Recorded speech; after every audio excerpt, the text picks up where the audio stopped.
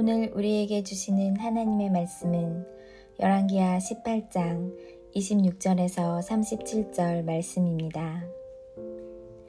hil기야의 아들 엘리야김과 셈나와 요아가 랍사게에게 이르되 우리가 알아듣겠사오니 청하건대 아람말로 당신의 종들에게 말씀하시고 성 위에 있는 백성이 듣는 데서 유다말로 우리에게 말씀하지 마옵소서.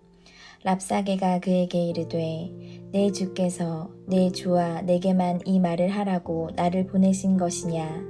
성 위에 앉은 사람들도 너희와 함께 자기의 대변을 먹게 하고 자기의 소변을 마시게 하신 것이 아니냐 하고 랍사게가 드디어 일어서서 유다말로 크게 소리질러 불러 이르되 너희는 대왕 아수르 왕의 말씀을 들으라.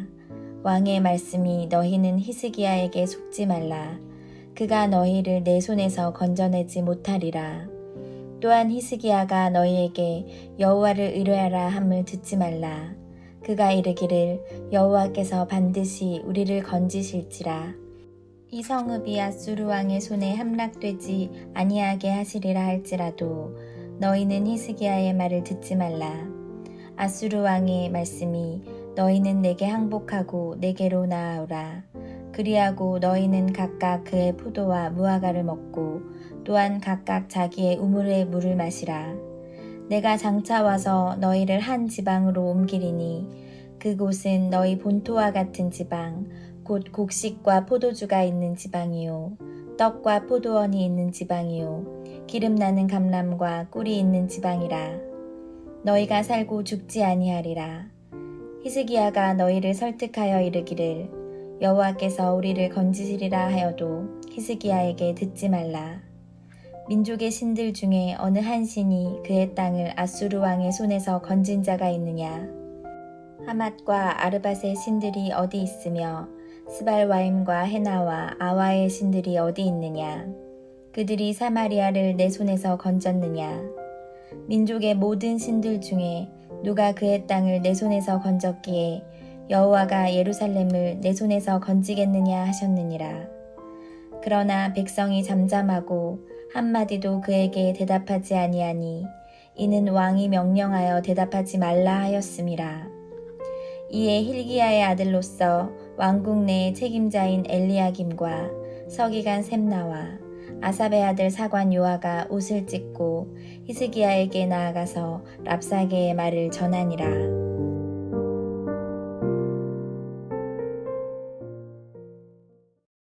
남유다 왕 가운데 13대 왕인 히스기야 왕은 요시야 왕과 더불어 선한 왕으로 평가받는 인물입니다.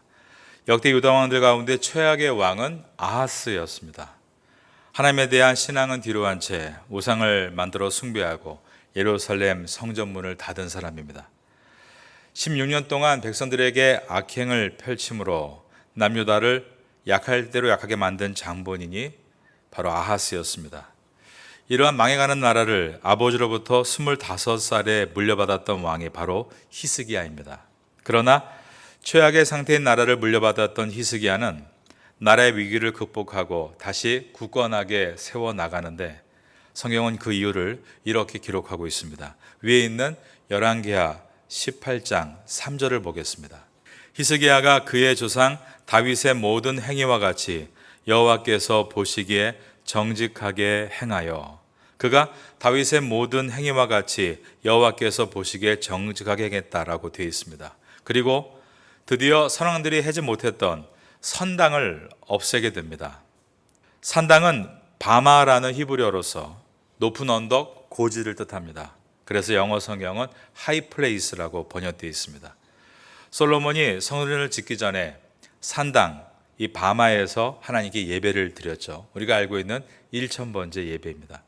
그런데 성전을 짓고 난 다음부터는 성전에서 예배를 드린 것입니다. 하지만 점점 사람들이 성전뿐 아니라 기존에 있던 산당에서도 예배를 드리기 시작했습니다. 그 이유는 예루살렘 수도까지 걸어가기가 힘들고 번잡하게 모두 모이는 것이 싫다라는 이유였습니다. 하나님은 이것이 미래에 신앙을 파괴하는 비극을 앓을 것을 아시고 왕들에게 그것을 막으라고 명령하셨지만 역대 왕들은 모두가 별로 큰 요구도 아닌데 이 정도도 들어주지 않고 어떻게 지도력을 유지할 수 있겠는가?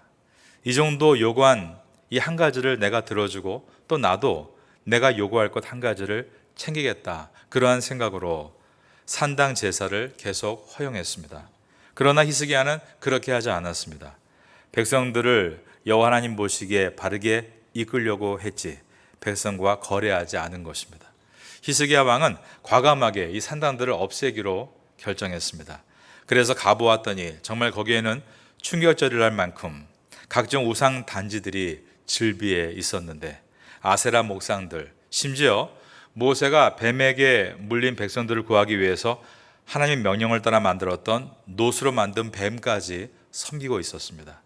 병이 났는데 효험이 있을 것이라는 미신으로 노뱀을 놓고 제사를 드린 것입니다. 18장 4절에 보면 노뱀을 이스라엘 자손이 이때까지 향하여 분향함으로 노뱀에게까지 제사를 드렸다라고 되어 있는 것입니다. 저는 12년 전에 파타야 선교교회에 부임하기 전에 15년 동안 선교사로 활동하면서 태국의 전국을 다니면서 지역을 공부하고 체험했던 일이 있습니다. 그들의 신에게 제사를 드린다는 여러 산당들을 가본 것입니다.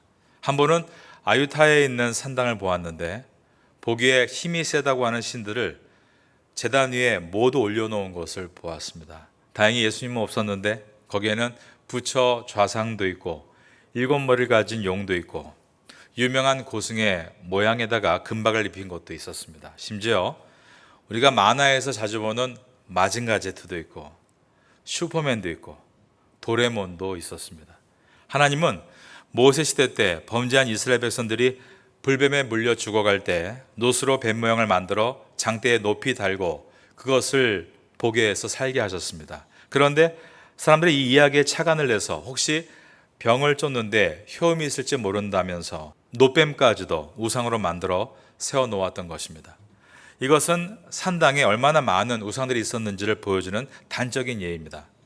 히스기야는 이 모든 우상들을 다 제거해버렸습니다. 그리고 아버지 아하스 왕이 우상 숭배하느라 굳게 닫아놓았던 성전의 문을 다시 열었습니다. 성전을 깨끗하게 청소했고 낡은 부분도 깨끗하게 다시 수리하고 벗겨진 부분은 새롭게 금을 입혔습니다. 그러면서 예배를 회복한 것입니다. 성전을 다시 성결한 장소로 선포하고 유지해 나간 것입니다. 그렇게 하자 하나님은 이 남유다를 지켜주셨습니다. 이미 북이스라엘은 아수르에 의해서 멸망을 당한 상태입니다. 그런데 열왕기상 18장 13절을 보시면 히스기야 왕이 통치한 지 제 14년이 됐을 때 그때서야 아수르 왕 사네립이 올라와서 이 유다의 성들을 점령하고 있습니다. 히스기야 왕이 종교개혁을 단행한 지가 벌써 10년이 훨씬 흐른 뒤였는데 이때야 비로소 아수르가 쳐들어오고 있는 것입니다. 히스기야는 이때 강대국 아수르에게 몸을 바짝 낮춥니다. 그리고 조공을 바침으로 위기를 모면하려고 합니다. 하지만 오늘 성경에 보면은 이것이 위기를 모면하는 방법이 아니었다라고 말씀하고 있습니다. 히스기야는 아수르 왕을 향해서 내가 범죄하였나이다 나를 떠나 돌아가소서 14절에서 말을 했습니다. 그런데 이 고백은 열왕기 상하 전체에 하나님을 향해 드리는 고백일 때만 사용하던 문장입니다. 히스기야의 오직 하나님을 바라보던 신앙이 십수년이 지나면서 퇴색되었음을 성경이 의도적으로 이 문장을 통해 보여주고 있는 것입니다. 그리고 히스기야가 아수르에게 조공을 바칠 때 돈이 모자라서 왕궁 곳간의 돈을 다 내준 것뿐 아니라 하나님의 성전을 위해 쓰일 돈까지 모두 내주었다는 15절과 16절의 기록도 봐야 합니다. 히스기야가 과거에 했던 하나님 보시기 아름다운 업적은 산당과 우상을 없애는 일이었고 성전을 보수하는 일이었습니다. 그런데 아수르의 위협이라는 위기에 마주하자 성전의 문을 다시 열기 위해 보수했던 그 아름다운 물건들을 다시 다 내어주고 물거품을 만들고 아수르에게 항복한 것입니다. 16절입니다. 또 그때 유다 왕 히스기야가 여호와의 성전 문의 금과 자기가 모든 기둥에 입힌 금을 벗겨 모두 아수르 왕에게 주었더라. 이처럼 히스기야 왕은 처음의 모습과 다르게 변질되어 있었습니다. 그러자 대제국 아수르가 남유다를 치기 위해서 올라왔다는 것입니다. 히스기야 왕의 아버지 아하스는 처음부터 아수르에게 고개를 숙인 사람입니다. 하지만 히스기야는 처음부터 아수르에게 저항했던 인물입니다. 그러므로 아수르 입장에서는 유다를 굴복시킬 필요가 처음부터 있었고, 동쪽에 있는 아수르가 서쪽에 이집트로 뻗어나가는데 길목에 있는 이 작은 남유다가 자기들에게 굴복하고 길을 터줘야만 됐기 때문에 그들을 절대로 용납할 수 없었습니다. 그렇다면 왜 히스기야가 왕이 된 지 14년 동안 아수르는 남유다의 저항을 이렇게 방관하고 있었는가? 그 이유는 그때 아수르는 바벨론의 반란을 먼저 제압하느라 모든 힘을 쏟고 있었기 때문입니다. 이것은 그 당시의 정치적인 상황이지만 또한 이것은 하나님께서 인간의 역사에 개입하시고 주관하셨음을 보여줍니다. 히스기야 왕이 하나님 앞에 정직하게 행하고 우상을 철폐하고 하나님 중심의 예배를 회복했을 때 하나님은 아수르의 상황을 어지럽게 만드심으로 유다를 침공할 수 없게 하신 것입니다. 그러나 히스기야의 마음이 처음과 다르게 하나님과 멀어져 갈 때, 예전의 왕들과 같아졌을 때 마찬가지로 하나님께서 인간의 정치에 개입하셔서 아수르는 남유다를 향해 점점 포위망을 좁혀오기 시작했습니다. 그렇다면 이 위기를 해결할 수 있는 방법은 어디에 있겠습니까? 왕과 유다 백성들이 다시 하나님께 나아가서 하나님께 엎드려 지혜를 구하고 그분의 보호를 받는 것이 있었습니다. 오늘 본문은 이제 이스라엘 백성들이 다시 회복되어가는 과정들을 이제 하나하나 기록하기 시작합니다.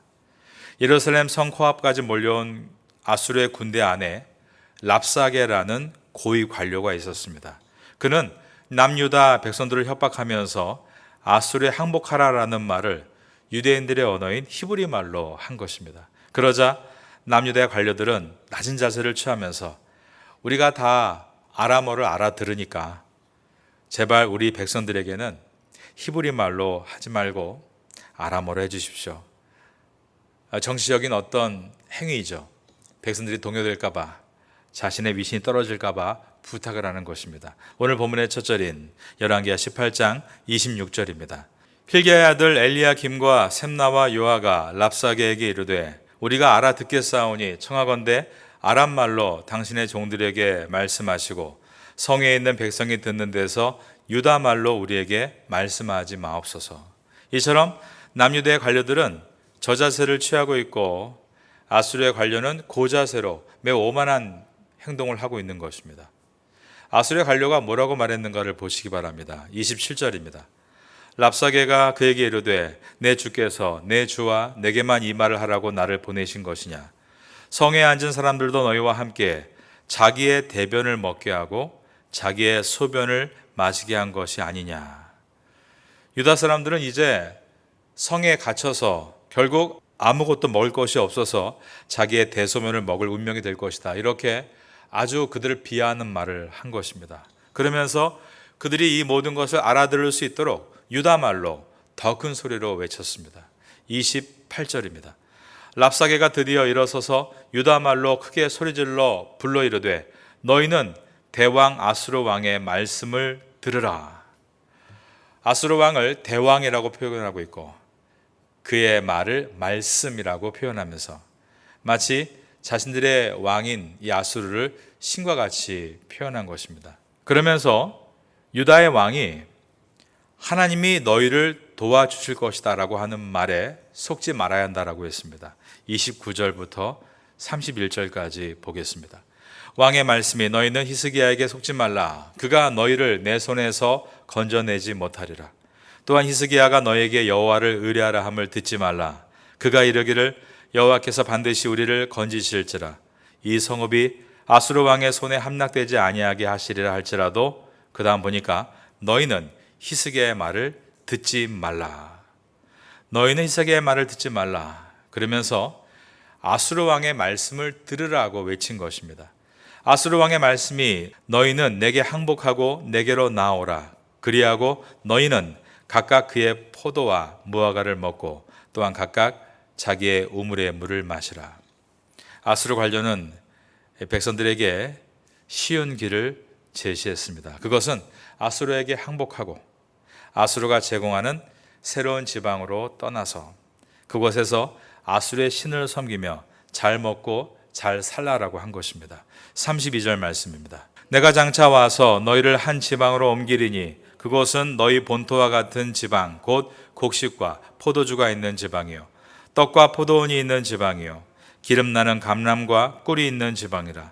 너희가 살고 죽지 아니하리라. 히스기야가 너희를 설득하여 이르기를 여호와께서 우리를 건지시리라 하여도 히스기야에게 듣지 말라. 이 장면은 하나님께서 아브라함에게 너는 젖과 꿀이 흐르는 땅 가나안 땅으로 가라라고 하신 말씀과 그 내용이 오버랩되고 있습니다. 하나님의 말씀을 들었던 그들의 조상 아브라함과 모세의 모습과는 다르게 지금 이 그들의 후손인 이스라엘 백성들은 사탄의 유혹의 음성을 듣고 있는 것입니다. 그것은 무엇입니까? 쉬운 길로 가라, 포기하라라는 음성이었습니다. 오늘날 우리에게도 성경을 통해서 말씀하시는 하나님의 음성이 있고 세상을 통해 들려오는 마귀의 음성이 분명히 있습니다. 마귀의 음성의 특징이 있습니다. 무엇입니까? 쉽고 편한 길로 가라라는 것입니다. 하나님의 음성의 특징이 있습니다. 그것은 비록 어려워도 그 외길, 좁은 길을 끝까지 걸어가라고 하시는 것입니다. 마귀의 음성은 땀을 안 흘리고도 부자가 될 수 있다. 잘 먹고 잘 살 수 있다. 허영의 음성입니다. 여러분, 우리가 이 땅에 살면서 많은 유혹이 오죠. 사실 그 유혹에 가장 노출되기 쉬운 사람들은 은퇴자들입니다. 나이가 들어서 은퇴한 사람들이 인생에서 가장 많은 돈을 가지고 있을 때이고 그 돈을 노리고 있는 사람들이 얼마나 많은지 주변의 얘기를 들어보면 참 헛된 유혹들이 찾아오는 것을 보게 됩니다. 대부분은 이런 유혹입니다. 땀을 흘리지 않고도 돈을 벌 수 있다. 그 말 자체가 벌써 유혹의 시작인 것입니다. 여러분들은 헛된 음성에 귀를 기울이지 말고 비록 어려워도 땀 흘리고 수고하며 주의 영광을 위해서 걸어갈 수 있는 주님의 음성 듣게 되기를 예수님의 이름으로 축원합니다. 하나님의 음성을 듣는 성도가 있는가 하면 또한 그 음성에 대해서 부인하는 마귀의 음성이 있습니다. 35절입니다. 35절에서 이 아수르 왕의 관료가 뭐라고 말하는가? 그것은 하나님께서 건져주시겠느냐? 이렇게 묻고 있는 것입니다. 민족의 모든 신들 중에 누가 그의 땅을 내 손에서 건졌기에 여호와가 예루살렘을 내 손에서 건지겠느냐 하셨느니라. 그런데 이때 이스라엘 백성들이 잘한 것은 이러한 마귀의 속삭임 같은 아수르 고위 관료의 이 랍사계의 유혹에 대해서 전혀 입을 열지 않고 대꾸하지 않았다는 데 있습니다. 그 이유에 대해서 36절은 히스기야 왕이 절대로 그들의 말에 대꾸하지 말라라고 명령했기 때문이었다라고 되어 있습니다. 36절입니다. 그러나 백성이 잠잠하고 한마디도 그에게 대답하지 아니하니 이는 왕이 명령하여 대답하지 말라 하였습니다. 이것이 매우 중요합니다. 비극적인 일을 만났을 때 그 비극에 대해서 계속 입을 열면 그 비극이 그의 마음에 전염되어 들어오는 것입니다. 우리가 해야 될 일은 유혹의 말에 귀를 막고 또 입을 막는 것입니다. 그 대신에 하나님의 말씀에 대해서 귀를 열고 마음을 여는 것입니다. 침묵은 어떤 때는 가장 강력한 무기가 될 수 있고 가장 지혜로운 처신이 될 수 있는 것입니다. 우리가 항상 세 가지를 생각해야 됩니다. 누군가 부정적이고 절망적인 비극을 주제로 말을 시작할 때 그것이 교회 안에서건 가정 안에서건 또한 사회 안에서건 첫째로 그것이 사실인가를 살펴보아야 합니다. 사람들은 항상 말을 부풀리죠. 작은 말을 크게 하는 것이 같은 내용이지만 다가오는 것은 다릅니다. 우린 그것을 사실화 말하지 않고 그것은 부풀린 말이라고 봐야 하는 것입니다. 둘째, 내가 이것을 확인했는가입니다. 우리가 분명히 그 내용에 대해서 정확하게 확인을 하고 사실 여부를 봐야 하는 것입니다. 세 번째, 만일 그것이 사실을 할지라도 그것을 내가 입으로 말하는 것이 하나님께 영광이 되는가, 그리고 내 이웃에게 유익이 되는가, 이것을 점검하는 것입니다. 그래서 비극의 말을 전염시키는 것이 아니라 비극의 말이 더 이상 퍼져나가지 않도록 지키는 자가 되어야 하는 것입니다. 여러분의 입술이 비극을 전염시키는 입술이 아니라 비극을 막는 믿음과 소망의 입술이 되심으로 하나님의 회복을 시작할 수 있는 성도가 되시기를 예수님의 이름으로 축원합니다.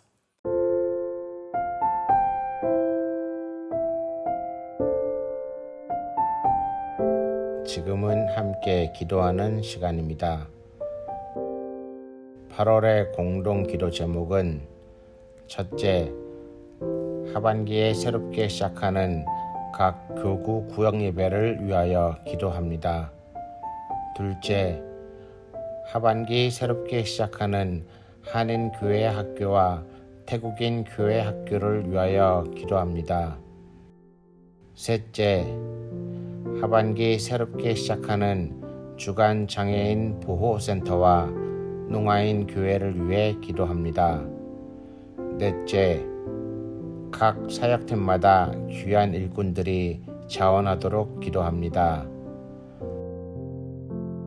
말씀을 붙잡고 기도하는 귀한 시간 되시기를 소망합니다.